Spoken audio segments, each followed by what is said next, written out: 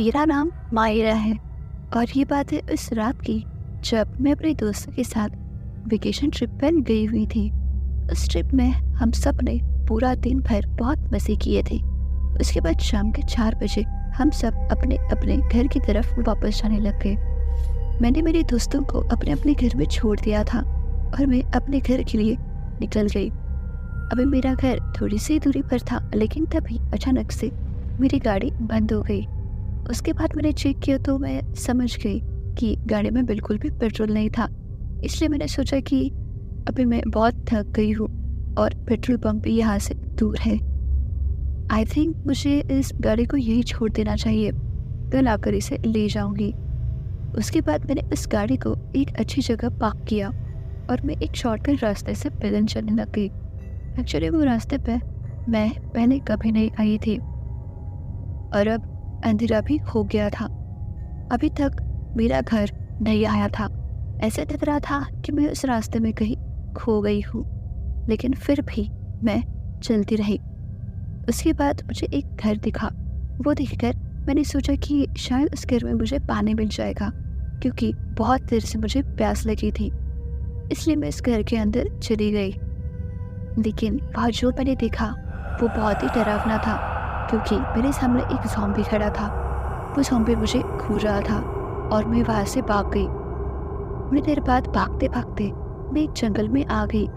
अभी मैं चुपचाप वहाँ से चली रही थी, तभी अचानक मुझे एक और ज़ॉम्बी दिखी जो पहले वाले से बिल्कुल अलग थी और वो मुझे बहुत ही घूर रही थी।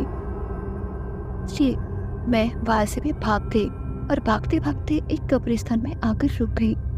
इस कब्रिस्तान को देखकर मैंने अपने मन में सोचा, यार पता नहीं ये आज मेरे साथ क्या हो रहा है। पहले तो वो ज़ॉम्बीज़ और फिर ये कब्रिस्तान, पता नहीं आगे और मेरे साथ क्या होने वाला है।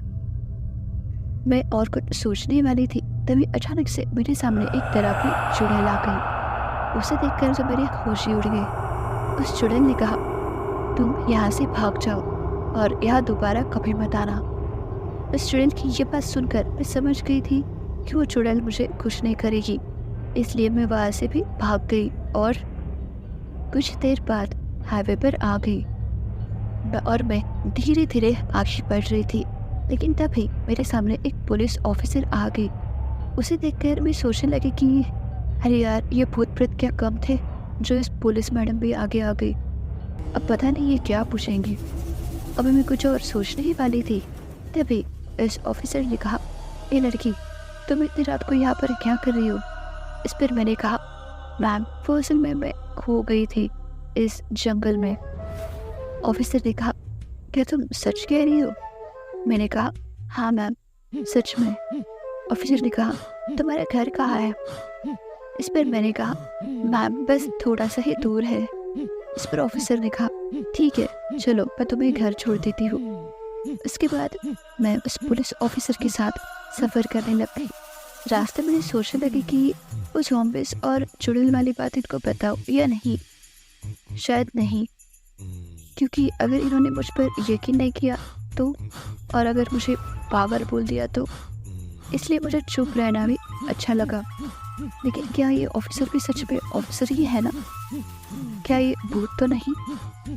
मैं ये सब बातें अपने मन में सोच ही रही थी, तभी ऑफिसर ने गाड़ी रोक दी और कहा कि तुम्हारा घर आ गया है, अब तुम जा सकती हो। उसके बाद मैंने इस ऑफिसर को शुक्रिया कहा और मैं अपने घर के अंदर चली गई। और घर के अंदर जाने के बाद मेरी जान बचान आई। अब इस बात को करीब 1 साल बीत चुका है, लेकिन आज भी उस इविल नाइट को याद करती हूँ तो मेरे रोंगटे खड़े हो जाते हैं, क्योंकि वो इविल नाइट मेरे लिए किसी थ्रिलर एडवेंचर से कम नहीं थी।